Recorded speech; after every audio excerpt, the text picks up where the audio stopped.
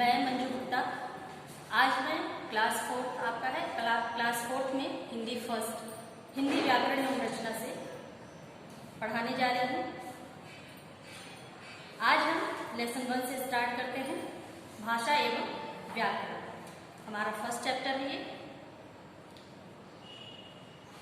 इसमें हमको भाषा के बारे में सबसे पहले बताना है, जैसे कि बुक में भी हमारा जो लेसन का जो नाम है भाषा एवं व्याकरण, इन दोनों के बारे में इस पाठ में हमको समझना है। जिसमें से भाषा, सबसे पहले हम इस शब्द को समझेंगे कि भाषा होता क्या है।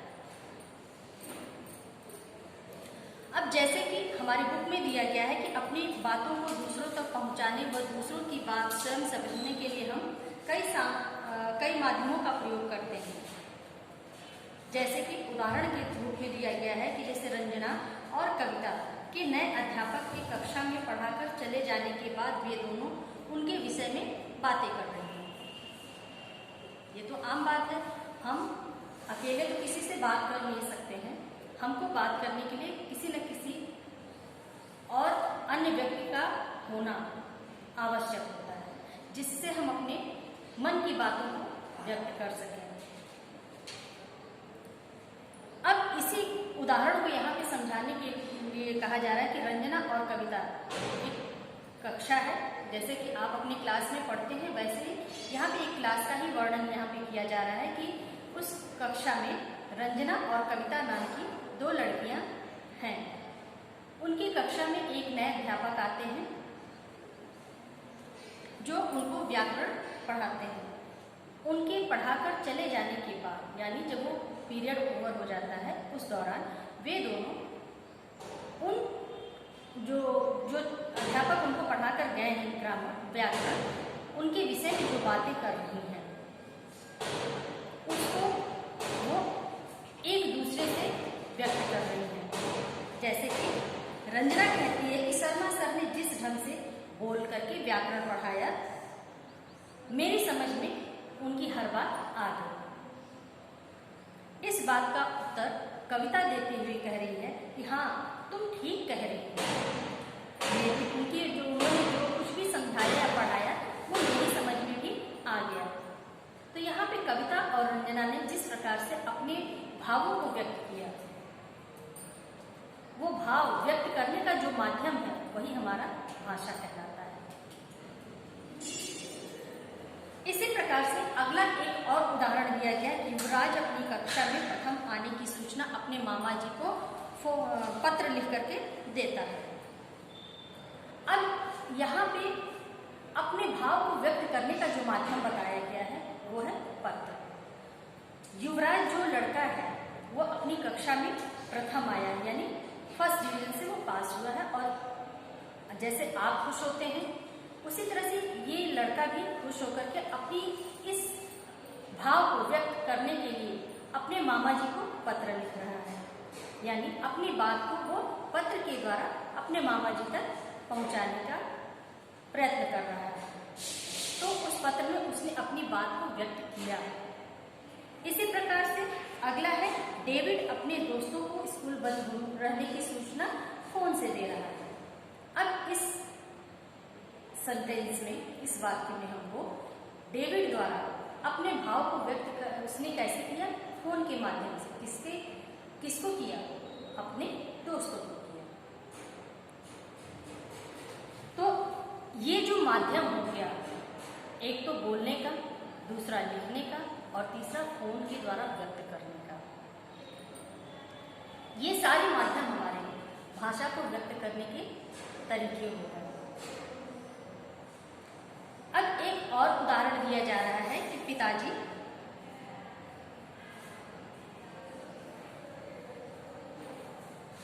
मेरे पिताजी को समाचार जानने का बहुत शौक है। वे अखबार पढ़कर, अखबार में जो भी समाचार उसमें छपते हैं, उनसे जब वो पढ़ेंगे तो उन समाचारों से वो अवगत होंगे। तो उन्होंने किस प्रकार से भाषा को अर्जित किया? तो पढ़कर किया। तो ये सारे माध्यम जो हमारी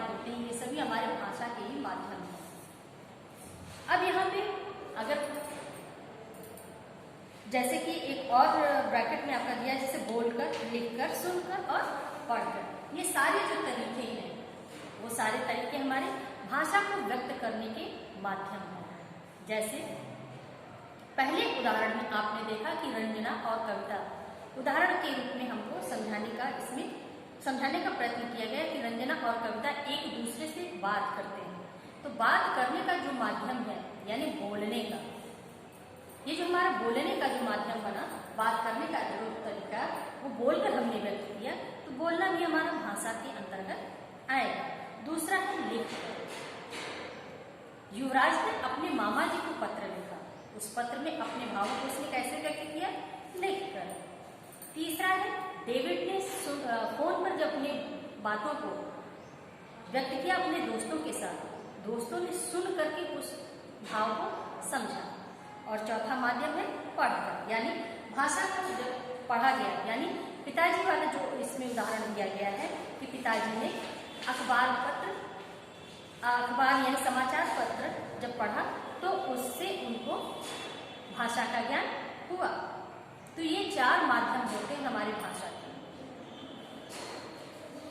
अब इसको हम परिभाषा के रूप में जब हम व्यक्त करते हैं तो कहेंगे कि भाषा वह माध्यम है जिसके द्वारा हम एक दूसरे के मन के भावों और विचारों को बोलकर, लिखकर, सुनकर अथवा पढ़कर समझ लेते हैं। तो ये हमारे भाषा के 4 प्रकार होते हैं जिनके द्वारा हम अपनी बातों को व्यक्त करते हैं, अपने भावों को व्यक्त करते हैं। अब इसके बाद हमारा आता है भाषा के प्रकार। भाषा के प्रकार में आप देखेंगे कि वैसे तो भाषा 2 ही प्रकार की होती है, लेकिन एक और भाषा होती है जिसको हम कहते हैं तीसरी भाषा, वो सांकेतिक, जिसको अभी हम आपको समझाने का कोशिश करते हैं। जैसे कि अभी अगर पूछा जाता है कि भाषा के कितने प्रकार होते हैं, तो भाषा के 2 प्रकार होते हैं। पहला लिखित भाषा और दूसरा मौखिक भाषा। लिखित भाषा क्या है? वह भाषा का वह माध्यम जिसमें हम अपने विचारों को व्यक्त करते हैं लिखकर, यानी लिखने के द्वारा जब हम अपने मन के भावों और विचारों को जब हम लिखकर व्यक्त करते हैं तो वह भाषा का लिखित रूप कहलाता है। लिखित रूप में हम अपने विचारों को व्यक्त करते हैं।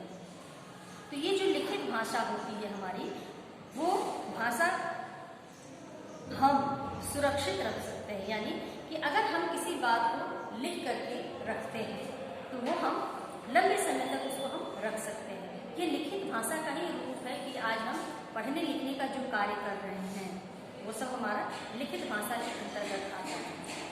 जो आपके पास जो किताबें हैं वो लिखी हुई हैं, भले उसको हम बाद में प्रिंट कराते हैं, प्रिंट करने से ही वो सबके पास एक जैसी मौजूद हो पाती है। अब आता है भाषा का दूसरा रूप, मौखिक रूप। मौखिक का अर्थ होता है अब बोल करके, जब हम बोल करके अपने भाव और विचारों को व्यक्त करते हैं तो वह भाषा का मौखिक रूप कहलाता है। मौखिक रूप जो होता है वह कोई भी बच्चा जो अपने परिवार में सबसे पहले सीखता है, परिवार के द्वारा ही मौखिक भाषा का अभ्यास किया जाता है। अभी हमने कहा कि एक और भाषा होती है और वह भाषा होती है सांकेतिक भाषा। सांकेतिक भाषा यानी इशारों के द्वारा जब हम अपनी बातों को, भावों को व्यक्त करते हैं तो वह भाषा का सांकेतिक रूप कहलाता है। जैसे कि आप देखते हैं कि जब आप घर से बाहर रोड पे जाते हैं तो आप किसी चौराहे पे अगर पहुंचते हैं या किसी ऐसी भीड़ भाड़ वाली जगह पर पहुंचते हैं जहां पे एक ट्रैफिक पुलिस होगा, अक्सर ये चीजें शहरों में ही देखने को मिलती है। तो ट्रैफिक पुलिस का क्या कार्य है कि वो रोड पर भीड़ को इकट्ठा ना होने दे। जिधर भी उसको भीड़ दिखेगी उधर के यात्रियों को, वाहनों को उनके जाने की दिशा में संकेतों के माध्यम से भेजना ताकि दुर्घटना न हो। यानी ट्रैफिक पुलिस जो होता है वो यातायात का संचालन इशारों के द्वारा करता है। तो ये इशारे करना ही हमारा सांकेतिक भाषा के अंतर्गत आता है। सांकेतिक भाषा को व्याकरण में स्थान नहीं दिया गया है। यानी कि अगर हमसे कहा जाता है कि भाषा के कितने रूप होते हैं या कितने प्रकार होते हैं, तो हम कह सकते हैं कि भाषा के 2 प्रकार होते हैं। पहला लिखित भाषा और दूसरा मौखिक भाषा। सांकेतिक भाषा को व्याकरण में स्थान नहीं दिया गया। ये भाषा का प्रकार है, लेकिन ये हम निजी जीवन में इसका प्रयोग करते हैं। व्याकरण की दृष्टि से सांकेतिक भाषा को मान्यता नहीं है। अब इसके बाद आता है हमारा लिपि। लिपि किसे कहते हैं? अब इस चीज को अगर हमको जानना है तो हम कहेंगे कि भाषा को लिखने के लिए जिन चिन्हों का हम प्रयोग करते हैं उनको ही हम लिपि कहते हैं। यानी जो भी हम इस संसार में बहुत सारी भाषाएं हैं, उनको लिखने के लिए अलग अलग चिन्हों का प्रयोग किया जाता है। हर भाषा के लिए एक लिखने का जो तरीका होता है वो अलग होता है। वो जो लिखने का जो तरीका होता है उनको ही हम लिपि के अंतर्गत रखते हैं। यानी कि लिखने के लिए जिन चिन्हों का हम प्रयोग करते हैं वही हमारी लिपि कहलाती है। अब जैसे कि हमने कहा कि संसार में बहुत सारी भाषाएं हैं, हाँ हैं, लेकिन उन सारी भाषाओं को हम एक ही लिपि के अंतर्गत नहीं रख सकते। उनको एक ही लिपि से हम अगर हमको जानकारी होगी तो उस भाषा को हम ट्रांसलेट करके लिख सकते हैं, लेकिन हर भाषा की अपनी एक अलग लिपि होती है। लिखने का जो तरीका होता है वो अलग अलग होता है, और यही तरीका यानी जो अलग अलग लिखने का जो तरीका होता है, जो अलग अलग चिन्ह होते हैं, उनको भी हम कहते हैं लिपि। जैसे कि हिंदी भाषा जो हम अभी बोल रहे हैं वो हमारी हिंदी भाषा है। हिंदी भाषा में ही हम पढ़ते भी हैं। ये हमारी राष्ट्रभाषा मानी गई है। तो हिंदी भाषा की जो लिपि है उसको हम कहते हैं देवनागरी लिपि। दूसरी भाषा है हमारी अंग्रेजी, जो आप इस विद्यालय में पढ़ते हैं। हिंदी के साथ साथ अंग्रेजी भी पढ़ते हैं, यानी जिसको इंग्लिश कहते हैं आप लोग। तो इस अंग्रेजी भाषा की जो लिपि होती है वो रोमन होती है। इसी प्रकार से संस्कृत की लिपि देवनागरी, पंजाबी की गुरुमुखी और उर्दू की फारसी। तो इस प्रकार से आप देखेंगे कि जब इसको आप लिखेंगे तो अलग अलग चिन्हों के द्वारा इसको आप लिखते जाएंगे। एक ही लिपि में आप हिंदी और अंग्रेजी नहीं लिख सकते हैं, क्योंकि हर लिपि के लिखने का तरीका अलग होता है। अब इसके बाद हमारा आता है राष्ट्रभाषा। तो अगर कहा जाता है कि राष्ट्रभाषा किसे कहा जाता है या राष्ट्रभाषा क्या है, तो हम कहेंगे कि जिस भाषा का प्रयोग किसी भी राष्ट्र में उस राष्ट्र के लोगों के द्वारा सबसे अधिक बोली और समझी जाए तो वह उस राष्ट्र की राष्ट्रभाषा कही जाती है। इसको हम राजभाषा भी कहते हैं।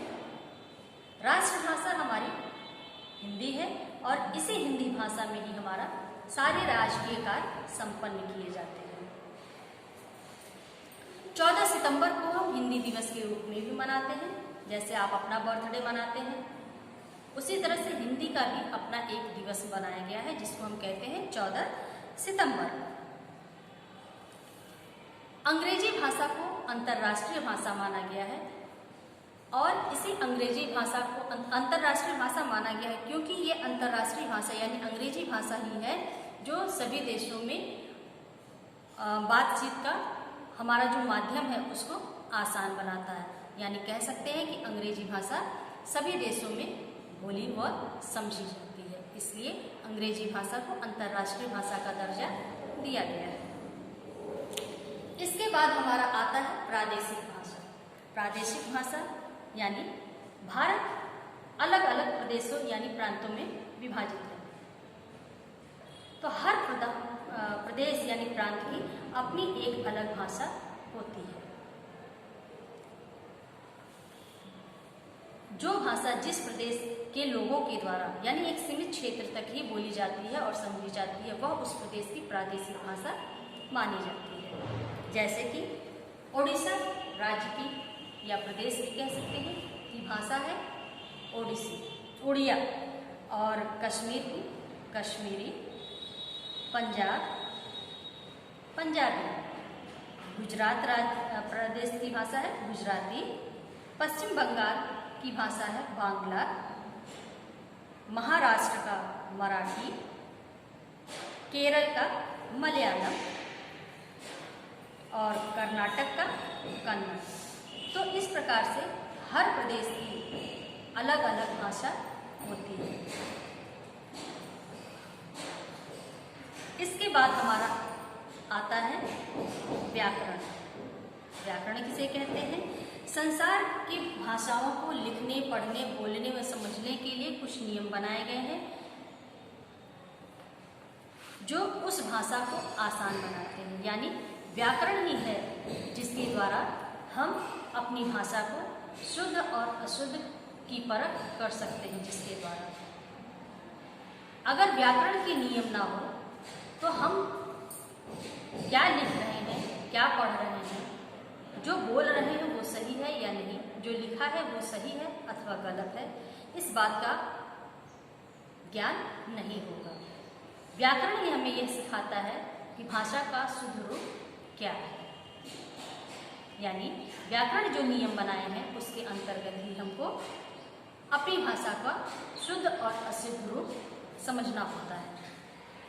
और इन्हीं नियमों को, जो व्याकरण जो नियम बनाता है, उन्हीं के द्वारा ही हम भाषा का शुद्ध और अशुद्ध रूप समझते हैं।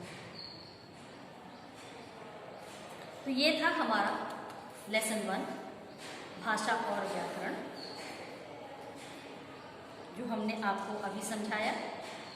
समझाने के बाद भी अगर कहीं कुछ आपकी समझ में नहीं आता है तो आप कभी भी फ़ोन के द्वारा मेरे नंबर पर फ़ोन करके आप मुझसे पूछ भी सकते हैं। इसके बाद हमारा अभ्यास आता है। अभ्यास में प्रश्नोत्तर है।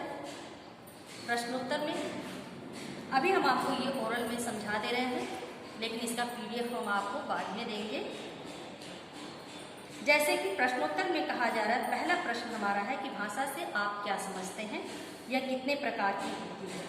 तो भाषा से आप क्या समझते हैं, सबसे पहले हमको ये बताना है कि भाषा से आप क्या समझते हैं, यानी भाषा की जो परिभाषा होती है वो हमको बताना है कि भाषा वह माध्यम है जिसके द्वारा हम एक दूसरे के मन के भावों और विचारों को बोलकर, लिखकर, सुनकर या पढ़कर समझ लेते हैं। इसके बाद इसी प्रश्न में कहा जाता है कि ये कितने प्रकार की होती है। तो हम इसके आगे लिखेंगे, यानी परिभाषा लिखने के बाद हम लिखेंगे कि भाषा 2 प्रकार की होती है।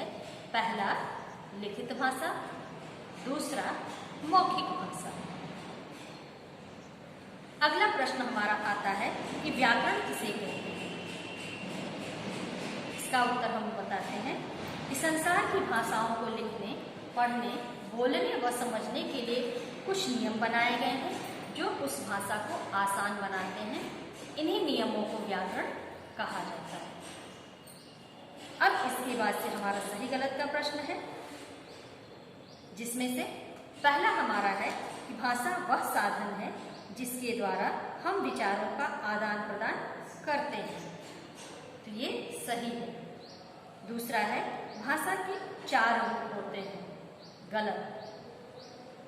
तीसरा, बोलकर विचारों का आदान प्रदान करना लिखित भाषा कहलाती है, गलत। चौथा, भाषा को लिखने की विधि लिपि कहलाती है, सही। पांचवा, 4 दिसंबर हिंदी दिवस के रूप में मनाया जाता है, गलत। तीसरा प्रश्न हमारा है मेल करने का। दिए गए प्रदेशों को उनकी भाषा से मिलाइए। जैसे एक तरफ आप देखेंगे आपकी बुक में दिया है प्रदेश और दूसरे साइड में दिया है भाषा। यानी एक जो प्रदेश की भाषा है उसी के अनुरूप उसकी जो प्रदेश दिया गया उसके अनुरूप ही हमको उसकी भाषा को मिलाना है। जैसे कि पहला दिया गया है ओडिशा, तो ओडिशा की भाषा है उड़िया। दूसरा है केरल, केरल राज्य की भाषा है मलयालम। पंजाब, पंजाब प्रदेश की भाषा है पंजाबी। कर्नाटक कन्नड़ और कश्मीर का कश्मीरी। चौथा प्रश्न हमारा आता है कि निम्नलिखित वाक्यों में सही शब्द पर सही का चिन्ह लगाइए, जिसमें से पहला यानी क में दिया गया है कि हिंदी भाषा देवनागरी अथवा रोमन लिपि में लिखी जाती है। तो हिंदी भाषा के लिखने की जो लिपि है वो कौन सी है? देवनागरी। तो देवनागरी को आप चाहें तो अंडरलाइन कर लीजिए या उस पर सही कर लीजिए। दूसरा है संस्कृत भाषा गुरुमुखी अथवा देवनागरी लिपि में लिखी जाती है। तो संस्कृत भाषा की लिपि भी देवनागरी है। हिंदी और संस्कृत की भाषा देवनागरी है। तो संस्कृत की भाषा भी देवनागरी है, तो उसको सही कर लीजिए। यानी देवनागरी शब्द पर आपको सही करना है या उसके नीचे अंडरलाइन लगाना है। तीसरा है पंजाबी भाषा फारसी अथवा गुरुमुखी लिपि में लिखी जाती है। तो पंजाबी भाषा की लिपि है गुरुमुखी, तो उसके नीचे आप टिक कर लीजिए। चौथा है उर्दू भाषा रोमन अथवा फारसी लिपि में लिखी जाती है। तो उर्दू भाषा की लिपि होती है फारसी, तो फारसी शब्द को हम अंडरलाइन कर लेंगे। और पांचवा है अंग्रेजी भाषा अंग्रेजी भाषा फारसी अथवा रोमन लिपि में लिखी जाती है। तो अंग्रेजी भाषा की लिपि होती है रोमन, तो रोमन शब्द के नीचे हम अंडरलाइन कर देंगे। यहाँ तक ये हमारा चौथा प्रश्न हो गया। पांचवा प्रश्न में दिया गया है कि संकेतों की मदद से दी गई वर्ग पहेली पूरी कीजिए। तो आप इसमें देखेंगे कि पहले ऊपर से नीचे की क्रम में और उसके बाद बाएं से दाएं की क्रम में ग्राफ बनाया गया है, जिसमें शब्दों को भरना है। यहाँ पे ऊपर से नीचे की क्रम में जो नंबर दिए गए हैं वो पहला है लिखने के चिन्ह। तो अब हमको लिखने के चिन्ह को क्या कहते हैं? लिपि कहते हैं। अब हमको ऊपर में जो हेडिंग पड़ा है ऊपर से नीचे की क्रम में इस शब्द को ऊपर से नीचे की क्रम में लिखना है। यानी पहले हम ली लिखा है, नंबर 1 आप देखेंगे ग्राफ में नंबर 1 पे ली लिखा हुआ है, ल पर छोटी की मात्रा ली। अब उसके नीचे हम लिखेंगे प पर छोटी की मात्रा पी, तो हमारा शब्द बन जाएगा लिपि। इसके बाद नंबर 3 दिया गया है कि भाषा का बोलने वाला रूप। तो भाषा का बोलने वाले रूप को हम क्या कहते हैं? मौखिक भाषा। तो आप नंबर 3 देखेंगे ग्राफ में, नंबर 3 कहाँ है? तो आप देखेंगे आखिरी वाले ग्राफ में नंबर 3 बना हुआ है, जिसमें मौ लिखा गया है। अब हमको ऊपर से नीचे की क्रम में इसका जवाब देना है। तो भाषा का बोलने वाला रूप मौखिक होता है, तो मौ के नीचे हम लिखेंगे ख पर छोटी ई की मात्रा खी और उसके नीचे क, तो हमारा शब्द बन जाएगा मौखिक। इसके बाद है उसके नीचे नंबर 5, तो हम ग्राफ में नंबर 5 ढूंढेंगे। ठीक उसके बगल में ही यानी मौखिक जहां हमने लिखा उसके पहले वाले ग्राफ में आप देखेंगे लिखा है 5वां नंबर।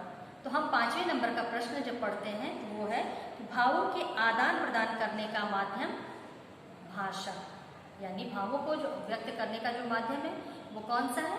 भाषा है। तो भा हमारा ग्राफ में बना हुआ है, उसके नीचे षटकोण श लिख करके उसमें आ की मात्रा लगा देंगे, तो हमारा बन जाएगा भाषा। अब उसके नीचे हम आते हैं, यानी प्रश्न वाले क्रम में हम आते हैं, तो वहां पे लिखा है बाएं से दाएं की क्रम में, यानी अब जो हम प्रश्न का उत्तर लिखेंगे वो बाएं से दाएं की क्रम में लिखेंगे। तो जिसमें से पहला हम प्रश्न पढ़ते हैं तो ये नंबर 2 का है। यानी ग्राफ में जहाँ नंबर 2 बना हुआ है वहां पर हम इस प्रश्न का उत्तर लिखेंगे। तो नंबर 2 पर दिया है अंतरराष्ट्रीय भाषा। तो अंतरराष्ट्रीय भाषा कौन सी है? अंग्रेजी। तो हम ग्राफ में नंबर 2 ढूंढेंगे। तो आप देखेंगे कि ग्राफ का जो दूसरा खाना बना हुआ है, यानी स्टार्टिंग पहली लाइन का जो दूसरा खाना है उसमें आप देखेंगे कि अ लिख करके चंद्र बिंदु लगा हुआ है, अंग। तो हमको अब जो जवाब देना है वो बाएं से दाएं की ओर लिख कर देना है। तो अंग लिखा हुआ है तो उसके बगल में हम लिखेंगे ग्रे और उसके बगल वाले खाने में लिखेंगे जी। तो हमारा शब्द बन जाएगा अंग्रेजी। फिर हम वापस आते हैं प्रश्न वाले साइड में। नंबर 4 पर लिखा है हिंदी की लिपि। तो हिंदी भाषा की लिपि है देवनागरी। हिंदी भाषा की लिपि है देवनागरी। और अब हम नंबर 4 ग्राफ में ढूंढेंगे। तो आप देखेंगे कि अभी आपने अंग्रेजी का अंग जहां देखा ठीक उसके नीचे ही दे लिखा हुआ है और वहां पे नंबर 4 पड़ा हुआ भी, यानी नंबर 4 लिखा हुआ है दे। अब हमको बाएं से दाएं की ओर इस ग्राफ को भरना है। तो हम लिखेंगे दे के बगल वाले ग्राफ में व, फिर उसके बगल वाले में ना, फिर उसके बगल में ग और लास्ट वाले में र पर बड़ी देवनागरी। तो इस तरह से ये हमारा नंबर 4 का प्रश्न पूरा हो गया। अब इसके बाद से हमको प्रश्न वाले क्रम में हम देखते हैं कि नंबर 6 पर प्रश्न है केरल की भाषा। तो केरल की भाषा हमारी क्या है? मलयालम। अब हम ग्राफ में नंबर 6 ढूंढेंगे। तो आप देखेंगे कि ग्राफ का जो सबसे नीचे का लाइन है उसमें पहले खाने में आप देखेंगे नंबर 6 पड़ा हुआ यानी 6 और वहां पे हमारा लिखा है म। हमको जवाब बाएं से दाएं की क्रम में देना है, यानी उसके बगल में ही लिखते चले जाना है। तो केरल की भाषा मलयालम, नंबर 6 पर म पड़ा है, उसके बगल में आप लिखेंगे ल, फिर उसके बगल में या, फिर ल और म। तो इस तरह से हमारा मलयालम शब्द बन जाता है। और अब आते हैं वापस प्रश्न वाले साइड में। तो वहां पे सबसे आखिरी का जो प्रश्न है वो है नंबर 7। नंबर 7 पर दिया हुआ है उड़िया बोलने वाला प्रदेश। तो उड़िया बोलने वाला प्रदेश कौन सा है? उड़ीसा। अब हम वापस ग्राफ में आते हैं, वहां पे आप नंबर 7 ढूंढेंगे। तो अभी आपने जहां नंबर 6 का यानी 6 नंबर जहां पे डाला था उसके ठीक ऊपर में आप देखेंगे नंबर 7 पड़ा हुआ है। तो वहां पर ओ लिखा हुआ है पहले से। अब हमको ड़ यानी ड़ लिखकर उसमें छोटी की मात्रा ओ ड़ी और बड़ा श आ की मात्रा ओडिशा हमारा शब्द बन जाएगा। इस तरह से ये नंबर 5 का क्वेश्चन हमारा पूरा होता है। अब इसके बावजूद भी अगर आपको कुछ डाउट होता है तो आप मेरे फोन पर कभी भी फोन करके पूछ सकते हैं। पीडीएफ हम आपको इसका देंगे ही, उसको देख करके आप हिंदी फर्स्ट की एक कॉपी बना करके उस पर आप नेम क्लास सब्जेक्ट जैसे आप हर साल लिखते हैं वैसे लिख करके कवर लगा करके इस लेसन को आप जब हम पीडीएफ भेजेंगे इसको कंप्लीट करके लेसन बाय लेसन आप लोग चेक करा भी सकते हैं। तो आज की क्लास को हम यहीं पे समाप्त करते हैं। अगली क्लास में हमारी आपकी फिर से मुलाकात होगी।